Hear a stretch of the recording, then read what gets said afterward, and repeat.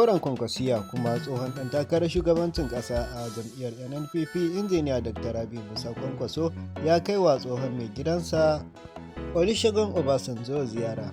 Kwankwaso tare da babban abokinsa tsohon gwamnan jihar Cross River Donald Doke sun haɗa gwiwa wajen kaiwa Obasanjo ziyara, inda majiyoyi masu ƙarfi suka tabbatar da cewa an tattauna batutuwa da suka shafi Najeriya, musamman ɓangaren siyasa da kuma mulkin ƙasa. Wannan na zuwa ne a daidai lokacin da 'yan siyasa suke motsa jam'iyyunsu kaɗan bayan gama zaben shekara ta 2023 kuma ake hangen shekara ta 2027. Wannan dai duk baya rasa nasaba da dabaru irin na siyasa.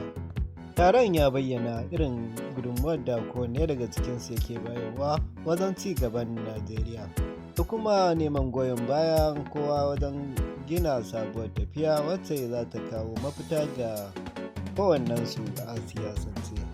Kuwa na zuwa ne a lokacin da talakawan ƙasa suke cikin tsitsitsi da tsadar kayan masarufi da kuma tunanin ɓangaren tsaro